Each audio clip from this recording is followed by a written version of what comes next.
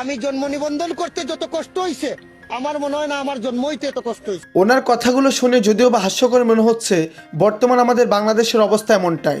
আমাদের বর্তমান বাংলাদেশে একটি সন্তান জন্ম দেওয়া যতটা না কঠিন, তার থেকেও দ্বিগুণ কঠিন হচ্ছে সেই সন্তানের জন্য একটি জন্ম নিবন্ধন করা। অফিসে গেলে এই কাগজ আনতে হবে, ওই কাগজ আনতে হবে, ওনার সিগনেচার আনতে হবে, ওনার সিগনেচার আনতে হবে, আজকে না কালকে একের পর এক অজুহাত তারা দিয়ে যাচ্ছে এবং অবশেষে তারা আড়াল ইঙ্গিত করে 2000-3000 টাকা দিলে কালকে আপনার কাজ সম্পন্ন হয়ে যাবে। এখন সত্যটা কি আপনারা জানেন?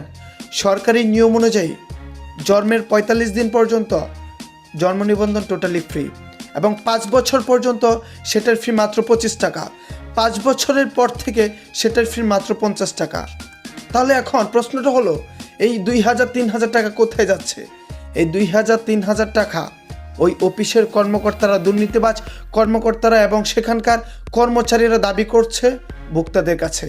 এবং আমরা যারা সামর্থ্যবান রয়েছি তারা হয়তো ওই টাকাটা দিয়ে দিচ্ছি আমাদের সময় বাঁচানোর জন্য, কিন্তু যাদের সামর্থ্য নাই তারা তো দিতে পারছে না, যার কারণে তাদের সন্তানের পরিচয় আটকে রয়েছে, তাদের সন্তানের অধিকার আটকে আছে।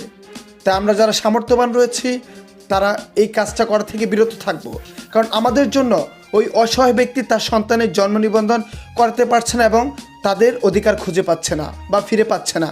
তাই আমাদেরকে এখনই প্রতিবাদ করতে হবে, এখনই সময় এসেছে নিজ নিজ জায়গা থেকে প্রতিবাদ করার, কারণ এটা কারো দয়া না, এটা আমাদের অধিকার। তা আমাদের অধিকার আমাদেরকে ছিনিয়ে আনতে হবে।